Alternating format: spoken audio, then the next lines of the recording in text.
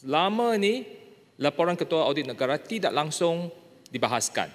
Dan kita nampak dulu kita dapat bertimbun-timbun laporan itu tinggi.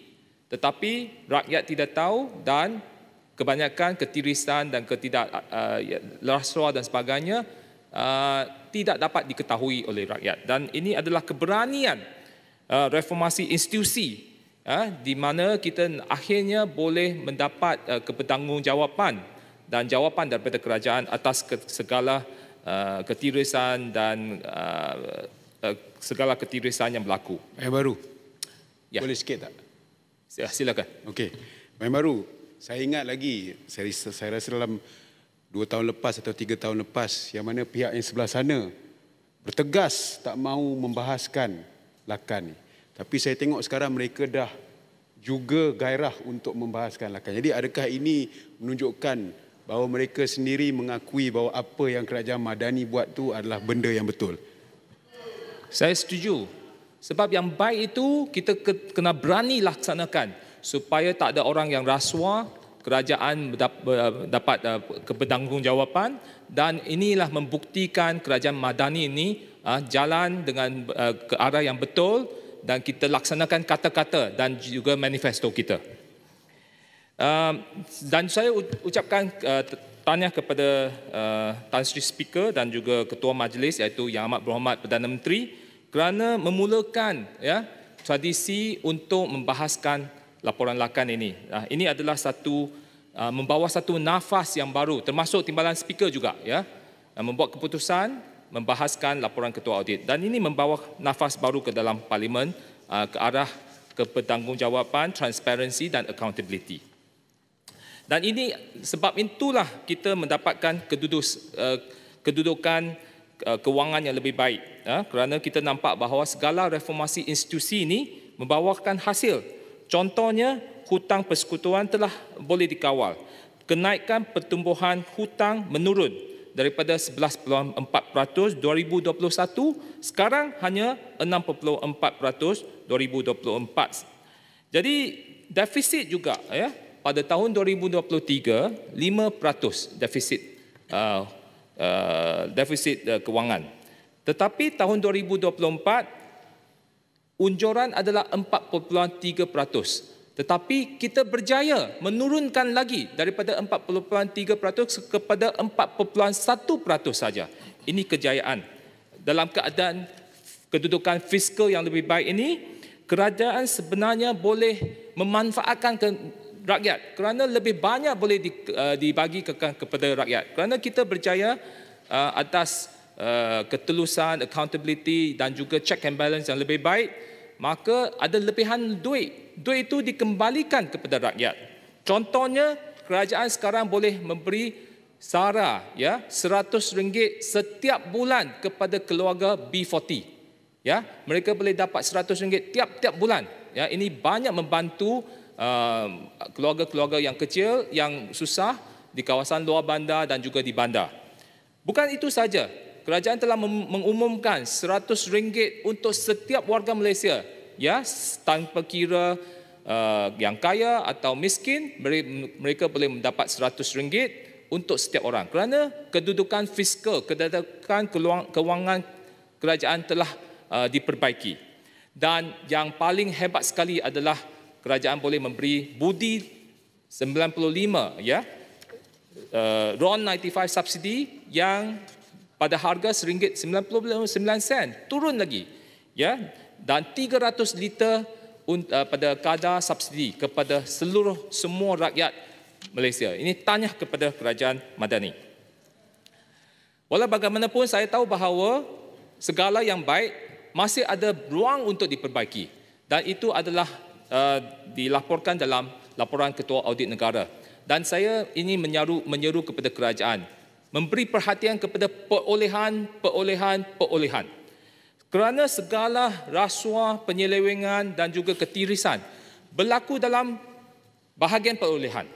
Kerana daripada laporan Ketua Audit Negara kita nampak bahawa sebenarnya projek-projek yang sakit, projek-projek yang lewat sebenarnya adalah kerana faktor perolehan yang tidak teratur. Dan saya amat kecewa kerana yang berlaku ni, yang projek sakit ini berada di sekolah.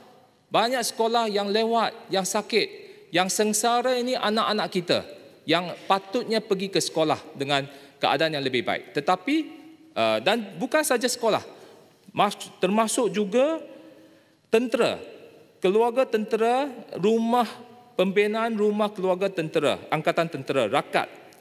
Extension of time, lebih daripada 467 hari. EOT 4 kali. Pembinaan sekolah, EOT 10 kali lewat 785 hari. Ini adalah disebabkan perolehan. Bukan saja itu, kita juga tengok tentang pengurusan kenderaan kerajaan di bawah perjanjian konsesi. Itu adalah di bawah Spenco, ya. Semua kenderaan kerajaan termasuk kereta Tuan Yang Ketua, ya, termasuk kereta Perdana Menteri, menteri-menteri dan juga pegawai kerajaan sehinggakan kepada kenderaan polis. Kita nampak bahawa sebenarnya penuh dengan masalah kerana projek ini adalah di bawah direct negotiation dengan Spenco. Dulunya kerajaan buka tender. Ada dua syarikat yang tersenarai. Satu adalah Spenco, satu adalah Nazar Berjaya. Nazar Berjaya memberi tender 3.9 bilion. Tetapi lepas itu tender ini ditutup, dibatalkan dan kerajaan masuk direct negotiation dan award kepada Spenco pada 4.6 bilion ringgit. 670 juta lebih mahal daripada harga yang terendah. Silakan. Saya setuju dengan apa yang Berhormat kongsikan sebentar tadi. Saya ingat pada tahun 2019 memang tender dilakukan dan tender dibuat secara terbuka. Cuma difahamkan selepas itu tender terbuka itu dibatalkan dan dibuat rundingan terus. Persoalan saya, sekarang kerajaan di bawah pimpinan Yang Berhormat Tambun, tetapi keputusan di mana tender terbuka itu dibatalkan dan rundingan terus itu diteruskan, masih dikekalkan. So persoalan saya, kalau tahu ada kesilapan dan kesalahan, mengapa kerajaan hari ini tidak ingin membetulkan kesilapan tersebut? Terima kasih. Okey, untuk maklumat Dewan yang ini, kita tahu bahawa perjanjian itu bukan ditandatangani masa Yang Amat Berhormat Tambun. Ya, itu adalah kerajaan terdahulu. Dan saya kesian kepada Perdana Menteri kerana terpaksa untuk menanggung kesilapan yang terdahulu. Dan saya rasa adalah perlu bahawa saya tidak ingin cari masalah yang dulu-dulu, tetapi kita look forward.